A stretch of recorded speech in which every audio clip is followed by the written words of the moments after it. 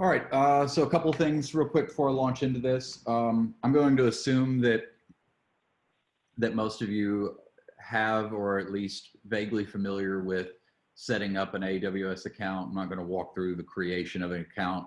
If we have anyone joining us who doesn't already have an AWS account or has any questions about that, we'll welcome any questions on that after we walk through this. Or you can also communicate with us and probably most people in the group through the Magic City Slack AWS channel, and we'll share some links to that after the demo today with the attendee list. But definitely happy to support anybody with that setup. I do assure you it is an extremely fast, extremely easy setup to get an AWS account if you don't already have one. It can be done within a couple of minutes. There's just not a way to do it without showing a credit card number on screen. So we'll skip that part today. The Workspaces is the Amazon Workspaces solution is essentially a pay-as-you-go type of service. You pay for what you use. There are a number of different options. You can pay monthly for different workspaces. Or you can pay hourly, which is a really nice setup if you only need a high performance desktop for a certain type of operation only occasionally. We pay for it while you're using it instead of, you know, constantly having a monster desktop for some specific process. Similar thing in these emergency circumstances. You don't have all the overhead of creating a vast VDI infrastructure for something that may be temporary or limited capacity. But of course, you know, the specific use case we'll be speaking to today and the version of this that we'll be using does fall within this free tier that's available for 50 spaces through the end of June. All right, so a few things on Workspaces. Workspaces is Amazon's, essentially the AWS answer to a VDI, a cloud-based VDI solution. It is a managed, secure desktop as a service offering. It's based on the PC over IP protocol by Teradici, meaning that it'll work with a lot of existing hardware thin clients that are out in the market already. A lot of good solutions there for, you know, more focused, you know, long-term uses of this. That protocol can, for anybody who's not familiar with this sort of thing, PC over IP is essentially a streamed desktop remote display protocol, renders the client desktops over a network. This solution does, we're not going to get into it today, the solution does have extensive capabilities to join an Active Directory, an existing Active Directory on-premise service that you have. There is the AWS's AD connector that can be used to join this or a number of other AWS services and apps to your local domain, where you can use your existing directory structure for provisioning users and access to this. We'll be using sort of the built-in AWS's directory for the simple exercise of creating this, but you can also use that to do more extensive management you don't have to have Active Directory to do this, but if you have one in a more elaborate deployment, it's certainly an option. Windows and Linux, a number of different image types that'll be available of this. There are, I mentioned the client options in addition to hardware thin clients. You've got Windows, iPad, Mac OS, Android, Chromebook, Fire, a number of different support options. We're going to be playing with the web access client today for the purposes of this demo. And there are, just want to also, anybody who's not very experienced with AWS already, there's tremendous wealth of documentation on this. There's a really good getting started guide for this quick setup that's kind of similar to what we'll be doing today, that's available, linked from the page, the homepage for Workspaces, and really practically anything you want to do in AWS. There are going to be terrific tutorials deployed in AWS's tools themselves and available online for these. So we encourage you to not be intimidated by any of this, and to just dive in and read and try a lot of this. All right, so I'm going to step into the console and we are going to get started. Inside from assuming you've logged into your account, inside of services, we're going to go to Workspaces. And we're going to get started. That getting started guide link from right here, really good information for getting off the ground. We're going to use the quick setup. Quick setup does a few things behind the scenes for you. It doesn't make use of any type of more extensive directory connection like an AD on-premise directory. This uses an AWS, simple deployment of an AWS directory service. Does that behind the scenes. This is compatible with the free tier. Both of these are compatible with the free tier availability. It will default to the region that you're set up in. So in our case, I'm set for North Virginia, and which is a supported region for Workspaces. So the desktop will be created in that AWS region. A few other things to note that are automatic with this. That's probably the most important part of this. I think the big emphasis is that, you know, quick setup is great for a limited use. Where you would really want to get into the advanced is if you were doing more elaborate, you know, interconnectivity between on-prem and cloud, or greater configuration of some of the app deployment services that are available to this. We'll talk a little bit about that later. So we're going to launch this quick setup. This thing really is ridiculously easy and a minimal number of steps to stand this up. So first, you can see here a set of a number of the different offerings of kind of the image types, the desktop types, not necessarily images, that are available. We're going to play with a standard Windows 10 today. You can see that this one is free tier eligible. There is also, want to make note of this standard desktop that's already equipped with Office 2016.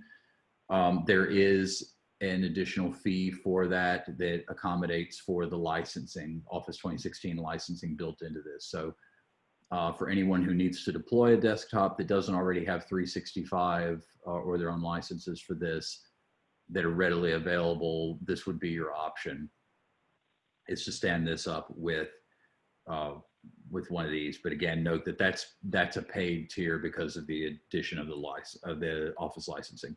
So we're going to start with the Windows 10, the free one. We're going to start with a user here.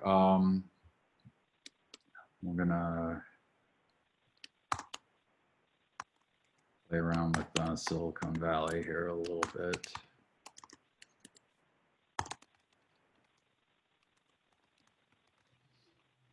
So you're going to give this a username, which is a login. Yeah, some identifying credentials here of who that person is, and an email address for them.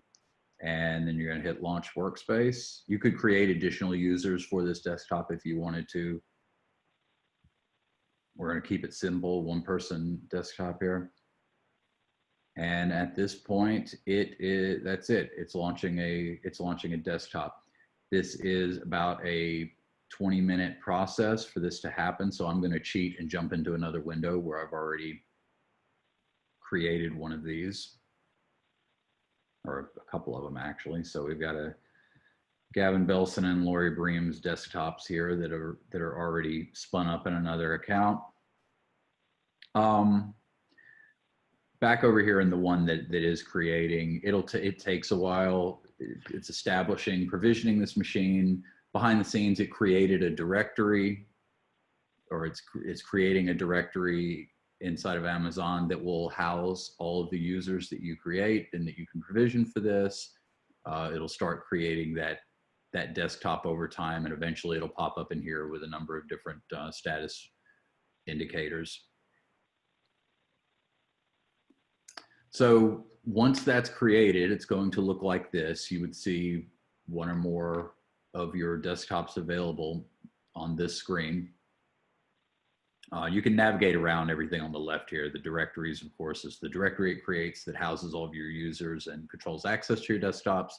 The workspaces are the workspaces you create, and we'll talk about these other options in a few minutes.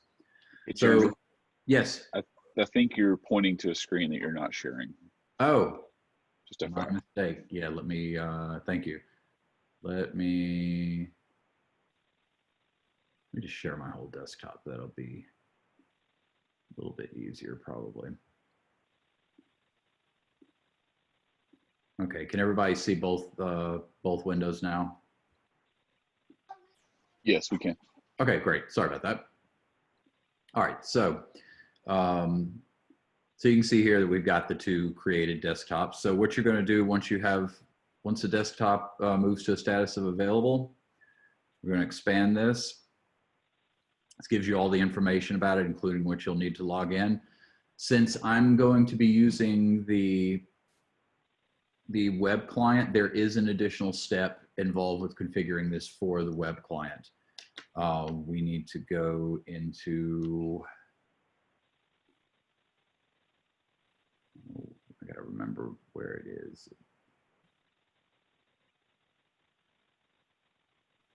Into the directory, and we're going to, in the details for this directory, and again, this directory is what's setting up our access control and our options for our users that will be using these. We've got to go into the access control options and enable for web access. Web access is not enabled by default when you stand this up with Simple. It's enabled for the iOS, Android, Chrome, and Zero clients. Turning on web access is a additional option, but it's as simple as clicking that, update and exit, and now we're enabled for the web access of this desktop. So that is the one kind of gotcha in setting this up if you're using a web client and not a downloaded fat client on your machine. So with that done, we're going to go back to our workspace here. There's a handy link to the clients from here. We're going to hit this web access. And we want our registration code. This registration code is what you'll use for any client that identifies the workspace you're connecting to.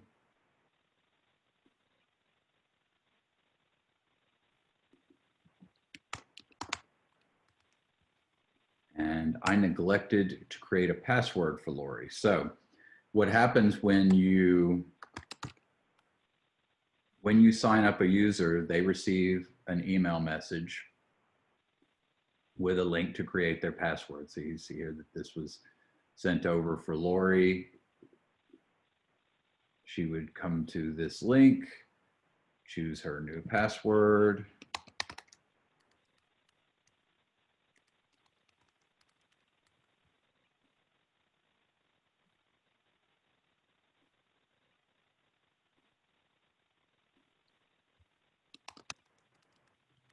That into the console here and give it a moment to connect. And at this point, we're going to enter a fully configured, managed Windows 10 workstation available through a web client. A few things I'll note about this service deployed in this manner. You don't have access to your local computer with this. That's by design. If you need to get files from a local device or from other locations, a number of options available to you. In a probably a more elaborate situation, you might, using an AD on-prem connection, you might set up a VPN back into, or a connection back into your network to do mapped file shares. Certainly something a lot of people do with this. In a simpler, more rapid deploy scenario, something like Microsoft OneDrive, Google Drive, AWS has a sync tool, a number of other ways to get your files into here and have sort of shared access to files. But these by default are meant to be very secure and very isolated to keep any types of, keep very tight control of what comes into and out of these environments. They're great for high compliance situations where you have to control, movement of data. So it's a very, by definition, and by intention and by design, a very highly secured solution. So what you see here is this is now, we land on a basic Windows 10 workstation desktop. Web browsing is up and running by default. We'll open up Firefox and do kind of inception here of a web browser within a web browser. You'll have to forgive me. I'm spoiled rotten on my Mac and I haven't used Windows in a little while. So if I do anything dumb, I'm going to go download just an example of downloading and installing an app real quick. QPDF is always a good tool to have for making PDFs on the fly. Just like a local desktop, you can download and install applications as needed from here.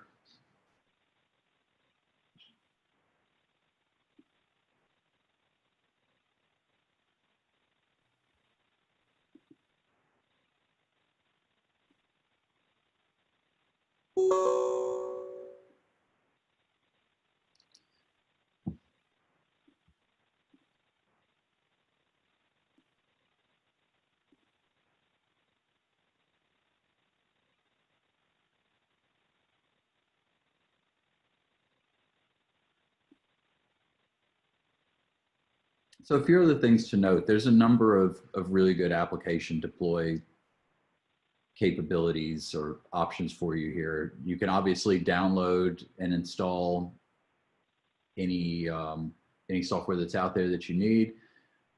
There is a really good application, sort of an app store type of capability for managing an inventory of available applications called the Workspaces Application Manager that you can use to do more elaborate deployments with. Amazon offers AppStream 2.0. It's a stream virtualized app solution.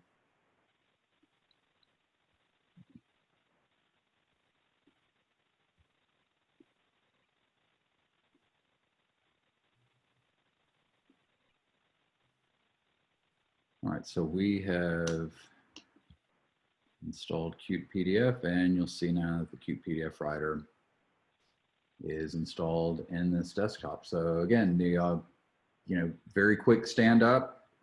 Aside from that 20-minute wait to spin up the desktop, having a fully functional Windows machine up and deployed and available for use is a relatively quick and painless operation. So I'll pause right there before I touch on a few other topics. Questions, additions, anything anybody wants to talk about with this so far?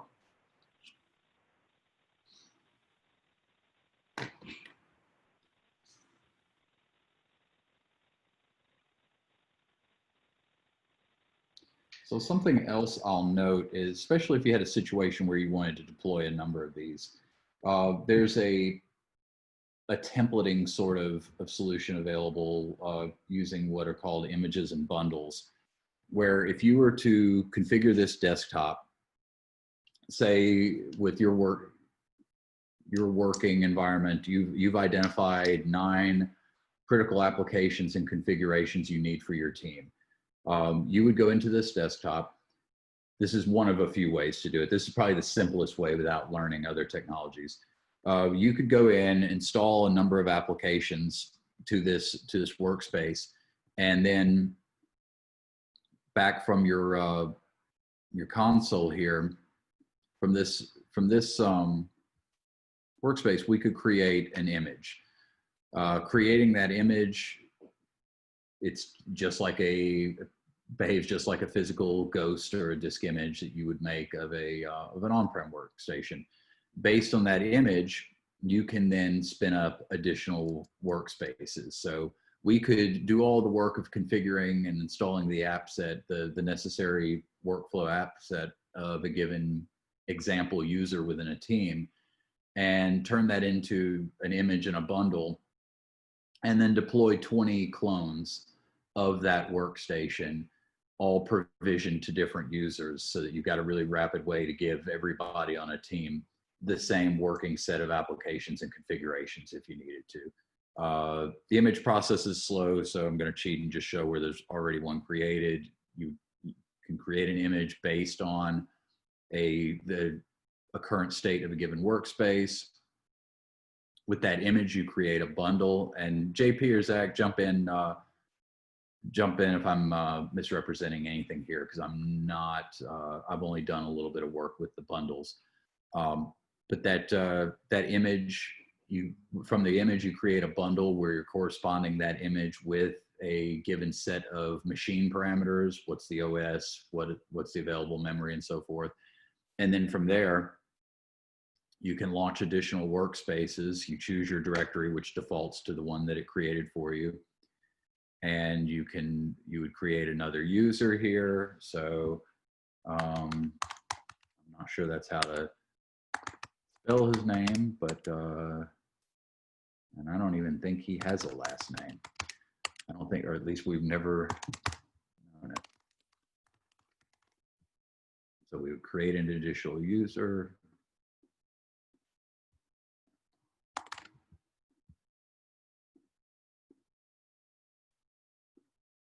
And then now, in addition to all these other image options, these not image, these PC options you saw before where we chose the Windows 10, we can scroll down to the bottom and see where we took an image and included it in a bundle.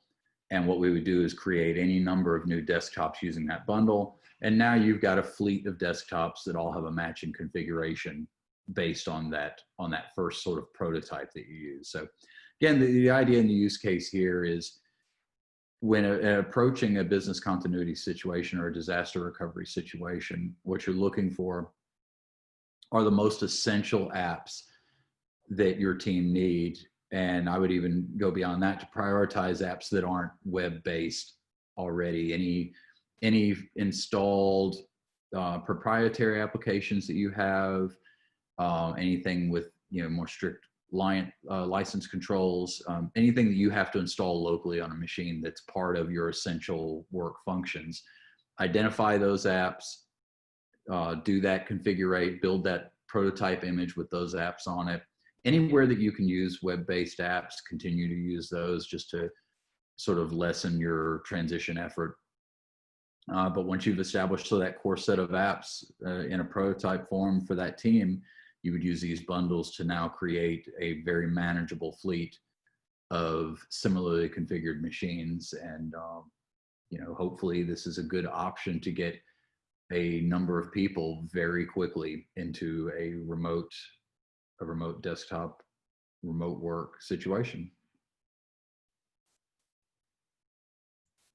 Questions or comments? Can you briefly touch on the teardown of these and any sort of automation around creating new and removing when people leave the company, for example? JP, could you speak to that? I think I don't have a lot of experience with that particular portion, but that's a terrific question, because in terms of the scale of managing this and life cycle, definitely a lot of ability there. JP? Yeah, absolutely. Yeah, so everything on AWS, as you guys very well know, is APIs, right? So for every service we have, everything that we do for interacting with the service is through an API, be it through the console, because the console under the hood does API calls, or through SDKs or through CLIs, right? So you can, of course, automate all of that using those APIs. In the case of the specific question around people leaving the company, joining the company, if you go to your favorite search engine and type Workspaces DR, you're going to find a blog post that I did last year that does is specifically that. It was designed for DR, but actually the automation that it contains can also maintain a set of workspaces based on the presence of users on AD, right? So for example, some companies have things like Remedy or ServiceNow, and when they hire a user, there's a workflow that creates a user for, when they hire an employee, there's a workflow that creates a user on AD for the new employee. And when that's done, this automation piece is going to monitor the AD organizational unit, or OU. And if there is a new user, it's going to create a workspace for that user, right?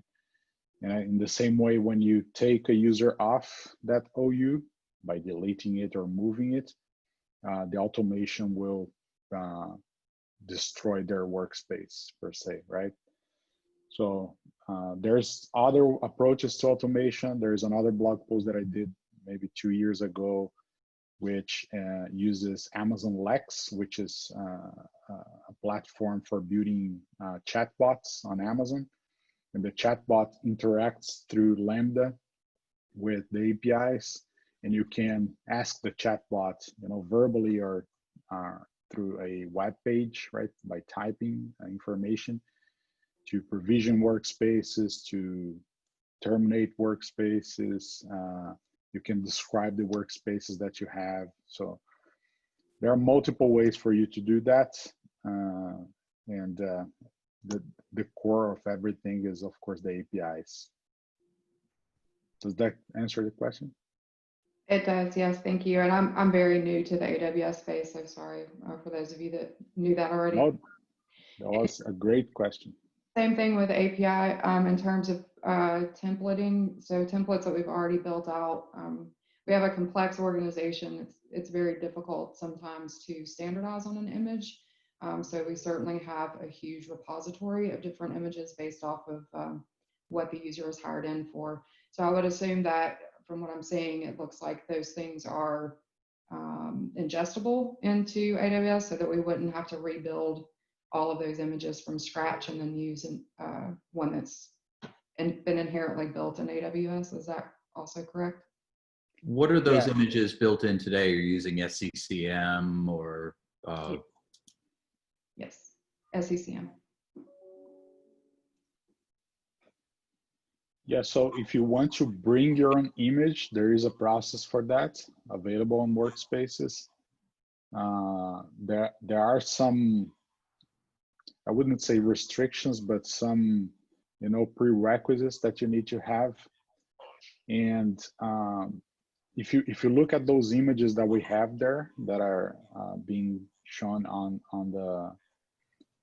the console there, on Jeremy consoles, they say Windows 10, Windows 7, but they are actually not pure Windows 10 or Windows 7 desktop images. They are actually server images.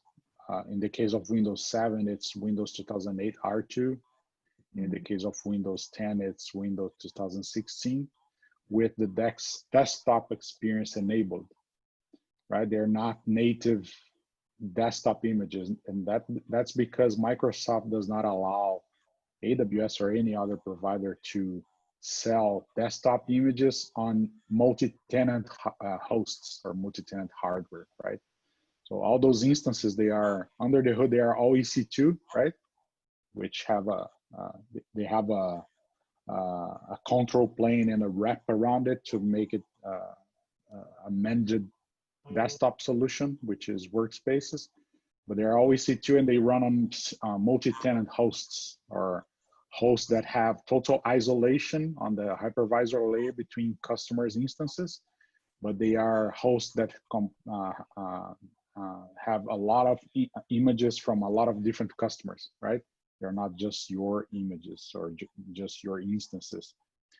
So we are not allowed to sell desktop images because of that. And when you bring your own image, the service team, the Workspaces service team, is going to build a control plane just for you on dedicated hosts. to be compliant with Microsoft licensing, descriptions and requirements. So it is possible to do that. It is a work today that takes some time because the service team will have to build all this infrastructure just for you. It is not going to affect the price on any ways that become it more expensive. We are going to do that at no cost. And actually it's cheaper because each workspaces, if you look at the Windows ones, they have a $4 fee for the Windows license, and we waive this $4 fee away from you if you opt for bringing your own images, right? And then you can do that, but it takes some time, maybe sometimes even 2 months, 1 month and a half, depending on the queue of customers that they have to do that. They have a line of customers waiting for that. And there are some requirements, like you would need to have at least 200 workspaces to be able to be eligible for that. And there's a web page that I can send you later on with all the requirements for bring your own license and bring your own image, right? But then when Microsoft audits you, you are responsible for providing the licenses to Microsoft. In the default way of provisioning workspace, like Jeremy just showed, we are responsible for providing the licenses because the licenses are included. So if you go through an audit, you just tell Microsoft, go talk to Amazon because they own my licenses, right? Basically. I think yeah, there is a way for doing that. Thank you very much for that. And April, excellent question. I'm glad we got into that topic.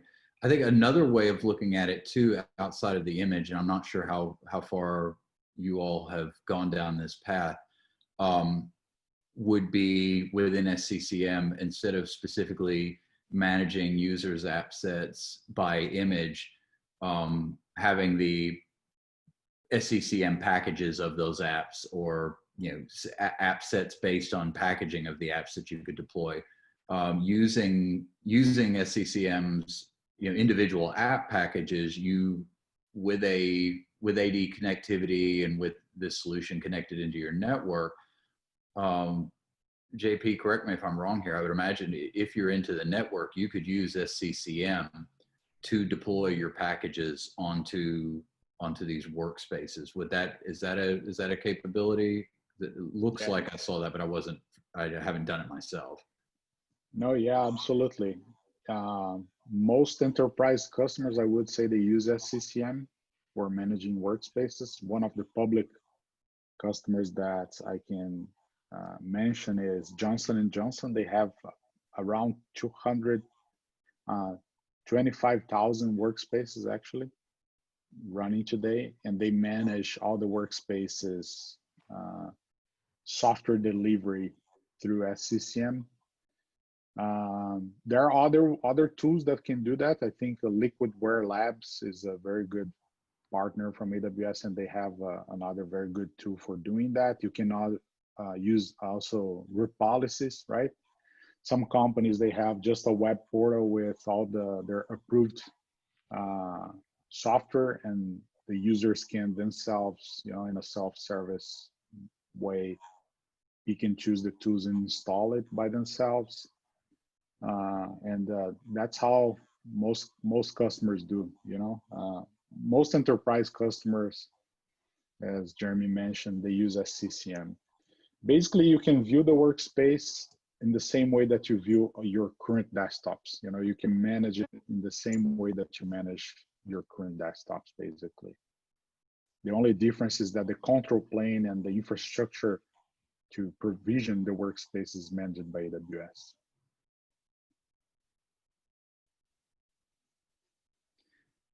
Hey, JP, while we're on that topic with SCCM, I noticed with the Workspaces application manager, which behaves similarly to an app delivery type of localized app store type of functionality, that it can import packages of your sort of bring your own applications, where it can bring packages in and deploy them with Wham.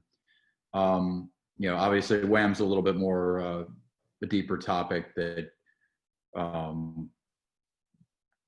probably doesn't make sense to go too deep into today. But in the context of that, is there a prescribed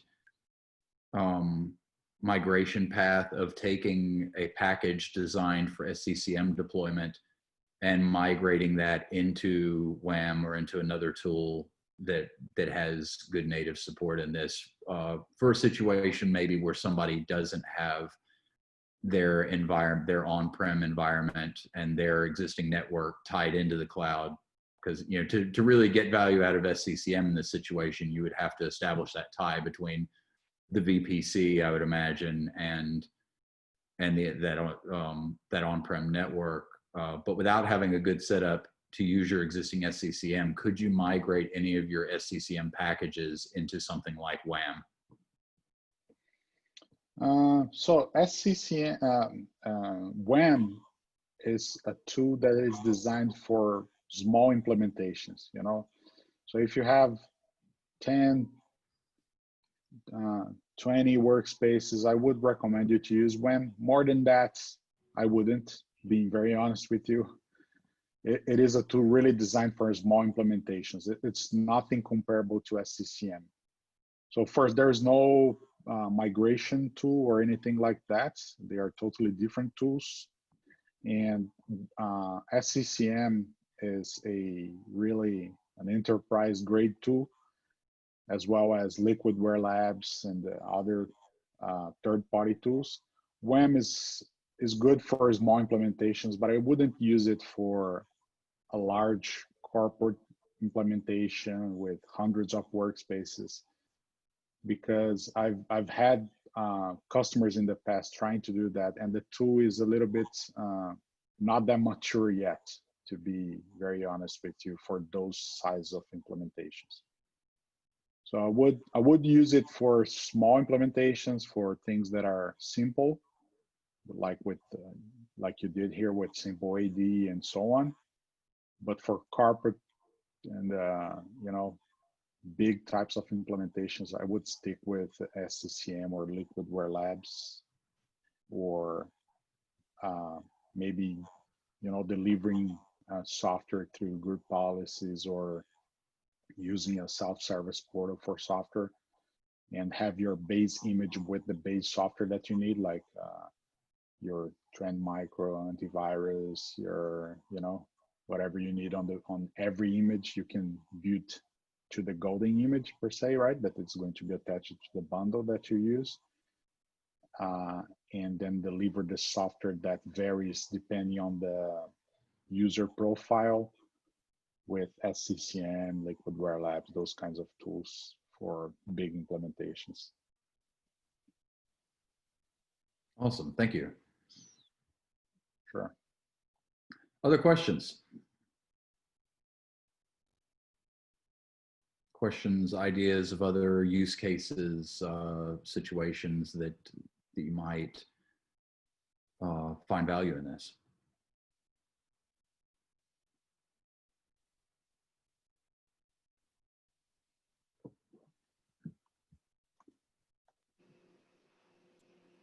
I don't want to monopolize, but I do have another question. Someone else says. Sure, please go ahead. So some of the other functionality and things that sort of help us today, we're in Citrix for the most part for our remote access, but we have multiple corporations, one of whom is moving heavily into the AWS space. And so they're starting to look at this.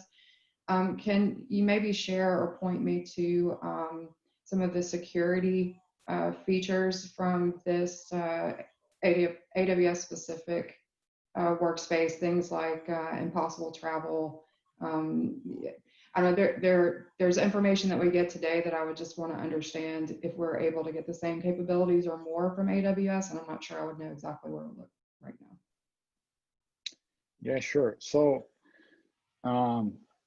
talking about encryption, for example, right? So the Workspaces, actually, if you look at the Workspaces instance, I have an architecture design here that I could show you so you could understand a little bit better. But the instance is actually dual homed, right? There are two network interfaces on each Workspaces instance. The first network interface is just for streaming, just for PC over IP. And we have a new protocol that is still in beta called Workspaces Streaming Protocol, WSP, who was developed by Amazon. And it's very, very cool. It has a lot of interesting capabilities, works very well with very high latencies. So we are going to be launching it globally available soon, but it's a stream beta.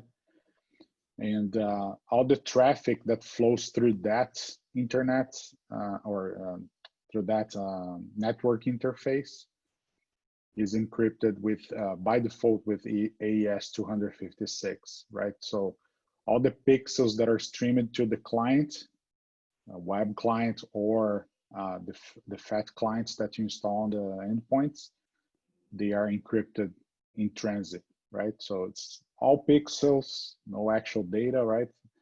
All pixel information, only the delta is actually streamed on the wally, only what changes on the screen is actually sent, and it is encrypted with by default with AES 256. You can change that, but that's the default security bar. On the data at rest, so the Workspaces have two volumes attached to them, right? Drive C and drive D on the operating system. Those two volumes can also be encrypted, and the keys can be managed by AWS Key Management Service, KMS. So that's going to give you encryption at rest and encryption in transit of the data that flows through the client, right? Or to the client in this case. For all the rest of the data, it flows through a network interface, ENI, if you are familiar with the term on AWS, Elastic Network Interface, that is extended to your VPC, right? So to your network environments on AWS. And all the rest of the data, the data that the user goes fetch to a database on AWS, on-prem, whatever it is, or the data that the user go fetches on the internet through your egress point, be it inside of AWS or routed to your CorpNet through a VPN or direct connect. All this data needs to be encrypted by you, right? Because if you're doing a HTTPS call at the layer 7, you're already encrypting it. But if you have, for example, a client server application connecting to a database, you need to make sure you use an ODBC or JDBC driver that uses a certificate to encrypt that connection as well, right? So in the end of the day, you can encrypt everything on rest and in transit, right? So that's encryption. For things like preventing the user from copying data or copying information back and forth from the workspace to his local desktops, or there are a couple of things that you can prevent. And for that, there is a group policy template that comes with every workspace on the C drive. I can send you the path later on if you want. And with that template, you can customize, the administrator can customize a lot of things that he allows the user to do or he doesn't allow the user to do on the workspace. And he can deploy that group policy on the OU of the Active Directory, or even to the whole domain of Active Directory, and prevent the user from interacting with some aspects of the workspace. It even tweaking streaming encryption protocols and algorithms, things like that. So this is actually done through group policies. Does that answer the question? Yes, it does. Thank you very much. Sure. And JP, I want to call out one more thing. You know, guys, it's just something to be mindful of as we look at, and obviously you guys understand more about AWS services, we also have, and I don't know if this is necessarily relevant to the Workspaces piece, but I just want to call it to your attention, is we also have a solution called AWS Marketplace. And Marketplace is our digital catalog where we have thousands of software listings from our independent software vendors that are part of our partner community. And what it allows our customers to do is test, buy, and deploy software that runs on AWS. So, I know you mentioned in your example, Citrix. What I would say is, as you guys start down the journey with AWS, if there's software that you guys are looking at, is Marketplace is a great mechanism to take a peek at. Great tool.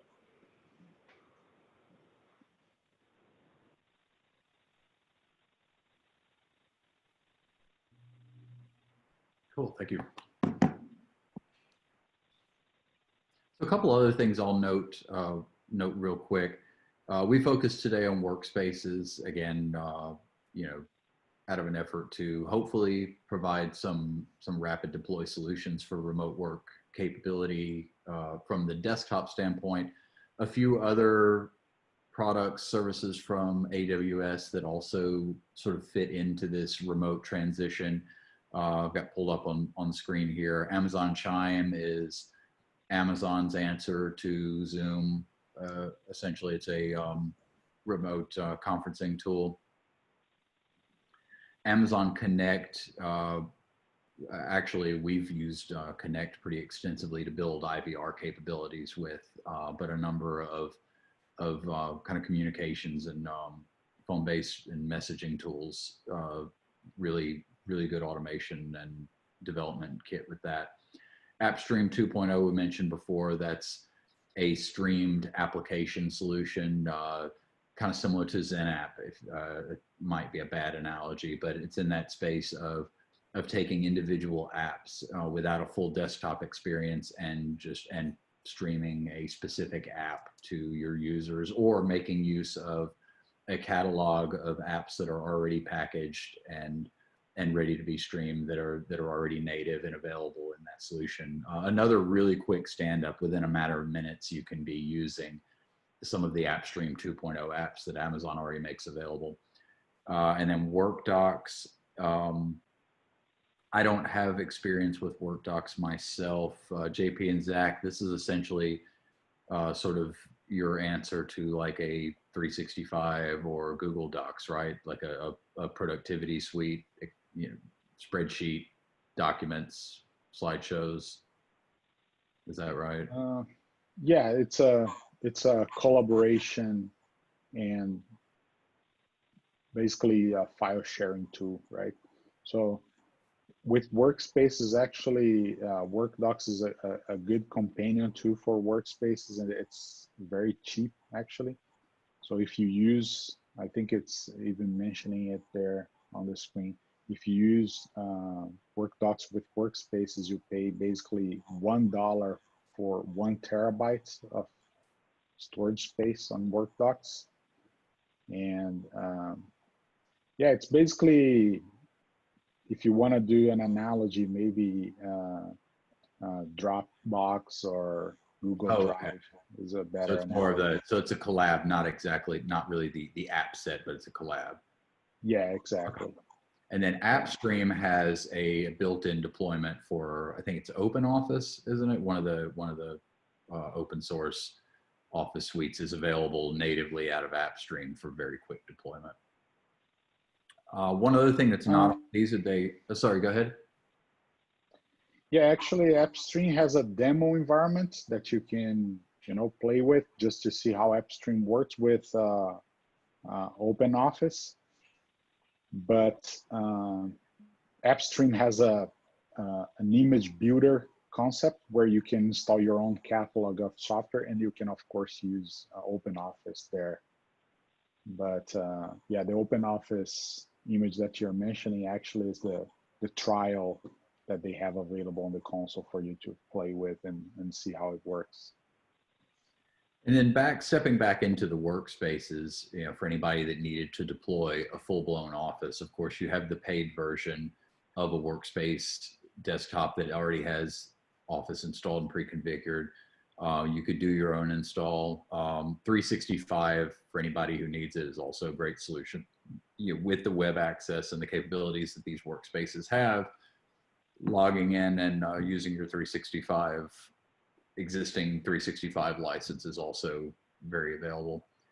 One other thing to note here, these are some AWS remote work solutions that are available and that AWS is providing extensive no charge usage of between now and June 30th.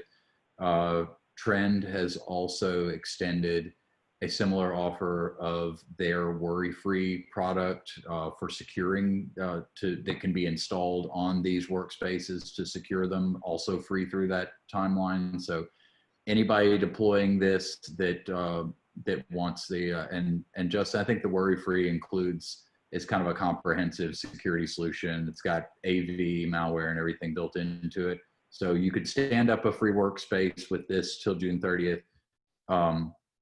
And then use if you needed AV and security tools on that. That Trend solution is a good free solution that's out there for the same time period. Anybody who's interested in that, you're welcome to follow up with Justin Nelson afterwards. And thanks Trend again. Trend generously gave us their Zoom conference to use for this again today, and it's been a great partner to the local AWS community and helped us coordinate this with AWS. A tremendous thank you to JP and Zach for joining us and being able to speak to this in far greater depth than I possibly could. One other thing to note, we record all of these sessions. Ed maintains a YouTube channel where we deploy all of the videos of these for reference or for sharing after the fact. So we encourage you to go there afterwards if you need to revisit any of this or share it. I can also make available a sort of a step-by-step. Anybody who wants to go through this, you're welcome to follow up with me directly, or I can shoot out a sort of a PDF walkthrough of the steps that I used to create this workspace for today. And then also encourage, in addition to joining our YouTube channel, also encourage you to join the Magic City Slack group. There's an AWS channel there, and we try to share information in that also. So an overriding goal of a lot of this, aside from just today's immediate topic, is continuing to connect our community, the AWS users and enthusiasts in the Birmingham area. We hope that this talk and sort of exposure to this particular solution will be timely with the necessity of remote work transitions. You'll find that many people in this group are very approachable and are more than happy to help with people who are completely naive to the AWS toolset. We want this to not be an intimidating technology, and we want to do what we can to further the usage of this in Birmingham and to bring together the users of this technology so we can sort of all learn from each other and share ideas and tips and tricks and everything. And so Ed and I have been continuing behind the scenes to try to build up a wider community and tool set and sort of resource sharing set of solutions for this, and we'll continue to tell you more about that over the coming months. We are seeking to continue this trend. We're working through a date and specifics of our next topic for May. Look for an announcement on that probably in the next week of the topic and date of our next session. It will be virtual again, and we will continue to try to take this tactic of good hands-on examples of implementing a given AWS service or services toward a specific use case. Ed, anything else you want to add for today?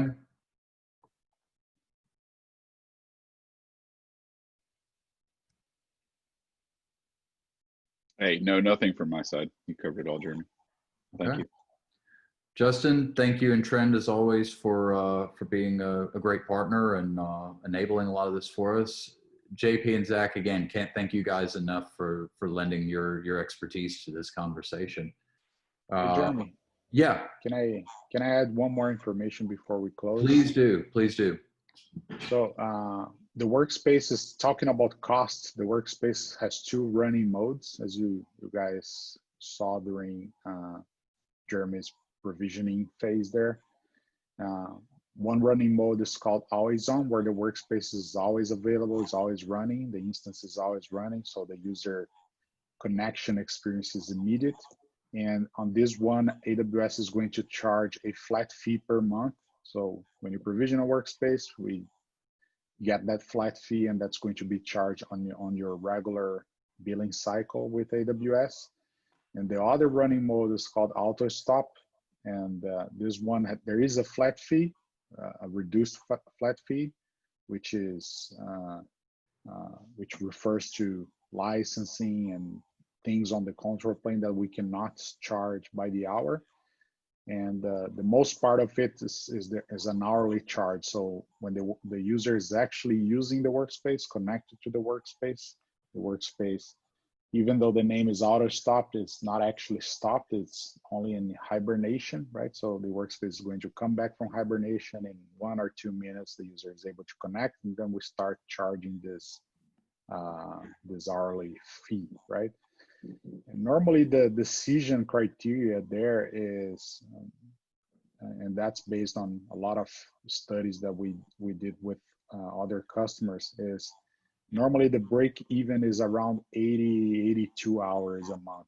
So if the user uses the workspace for more than 82 or 80 hours a month, normally always on makes more sense. It gets cheaper.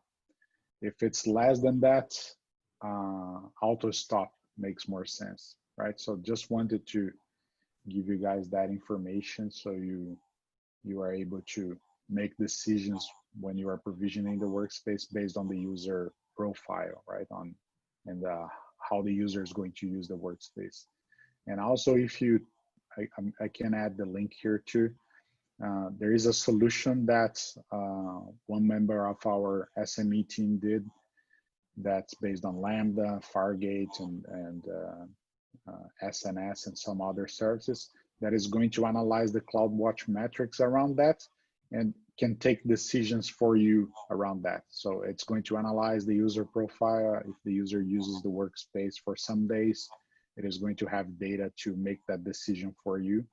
And it can change the instance running mode automatically for you, or it can give you a recommendation, right? So basically it's going to drop a CSV file on S3, and you can access the CSV file, look at it, and see how the users are using the workspace and take decisions yourself if you want, right? So just wanted to throw that in as an additional information. Great, thank you. And yeah, we'll get together with JP and Zach and get a communication out to everyone who joined, a recap of this with links to the YouTube channel where the video will be posted, a step-by-step of the same walkthrough that I did essentially for reference if anyone needs it, and any other resource links that we've mentioned in the call. We'll make sure that we get that circulated to everybody afterwards. And of course, if you have any other questions, please reach out to us. Again, we definitely want this to be an open conversation with everybody involved. So that's all I've got for today. Any other questions before we adjourn?